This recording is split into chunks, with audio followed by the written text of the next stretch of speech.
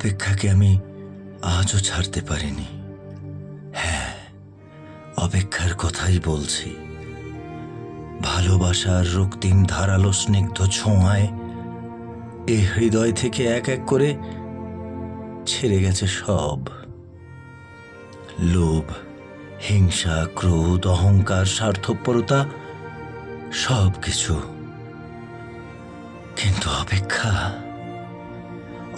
আমাকে আজও ছেড়ে যেতে পারেনি। আমি ভালোবাসার জন্যে সব কিছু ছেড়েছি, শুধু অপেক্ষা ছাড়া। অপেক্ষাকে আমি আজও হৃদয়ের গহীনতম অংশে অবরুদ্ধ করে বেঁচে আছি। অনেকেই বলে অপেক্ষা হচ্ছে শুদ্ধতম ভালোবাসার প্রকাশ। ভালোবাসতে সবাই পারে, কিন্তু সবাই প্রিয়তমার জন্য অপেক্ষা করতে পারে না।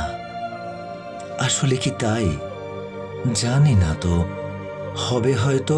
তবে অপেক্ষার কাছে আমি অনেক ঋণী।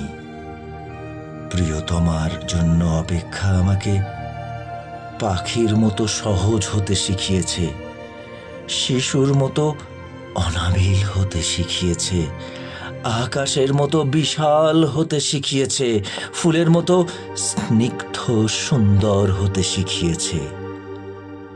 অপেক্ষা আমাকে সাগরের নীল জলরাশির মতো গভীর হতে শিখিয়েছে, প্রকৃতির মতো স্বচ্ছ হতে শিখিয়েছে, সোনালী সন্ধ্যার মায়াবী মৌনতার মতো নিবিড় হতে শিখিয়েছে।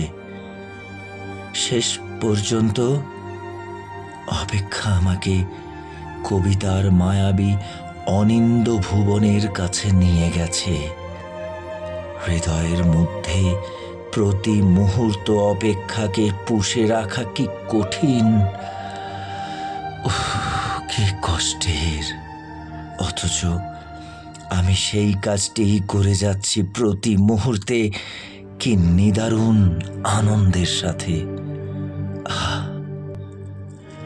অপেক্ষা, তুমি কত বেদনার্ত সুন্দর, তুমি কত বেদনার্ত সুন্দর।